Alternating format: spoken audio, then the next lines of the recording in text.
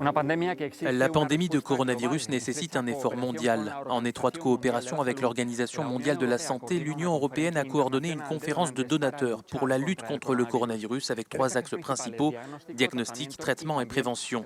Et une volonté forte que les technologies médicales nouvellement développées ou mises à jour pendant et après la pandémie puissent être disponibles partout et pour tous. Comment la recherche et l'innovation de l'Union européenne contribuent-elles à cet effort mondial ? Ici, à l'Université de Copenhague, les chercheurs travaillent à développer un vaccin candidat avec ce qu'on appelle la technologie recombinante. Les gènes du coronavirus sont clonés pour identifier leurs protéines et comprendre comment elles se lient aux récepteurs humains.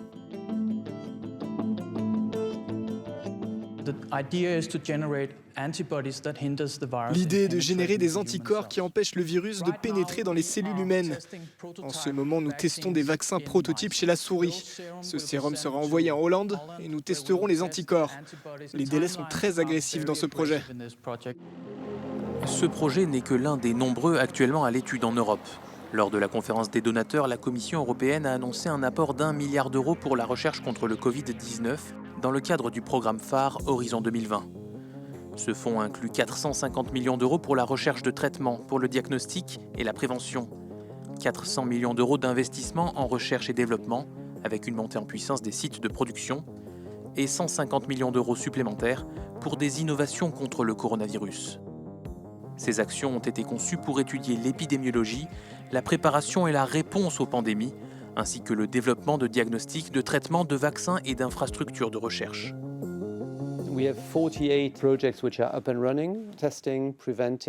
Nous avons 48 projets en cours sur les tests, la prévention, le traitement qui permettent en fait à 159 équipes en Europe de se réunir. Une partie de l'effort consiste également à investir dans des essais cliniques.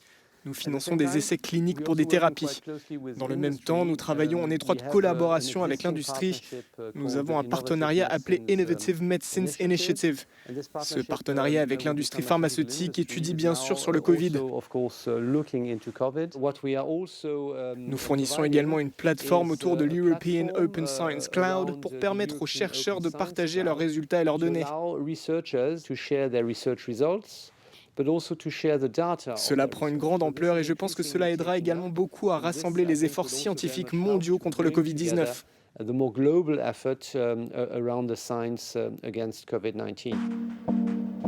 Un autre exemple de coopération européenne se trouve ici à Rotterdam, où les chercheurs étudient comment les anticorps peuvent apporter une réponse efficace contre la pandémie. Ils disent qu'ils s'attendent à ce que les recherches aident à développer de multiples stratégies pour lutter contre le Covid-19. Nous pouvons utiliser les anticorps pour le diagnostic. Ça, c'est le premier point. Le deuxième point serait de les utiliser comme prophylactique sur les personnes à risque afin qu'elles ne soient pas infectées. Et le point numéro 3 consisterait à les utiliser comme thérapeutiques pour traiter les patients infectés. Les efforts de recherche soutenus par les fonds collectés lors de la conférence des donateurs devraient aider à trouver des réponses rapides et efficaces contre le Covid-19, d'après les scientifiques.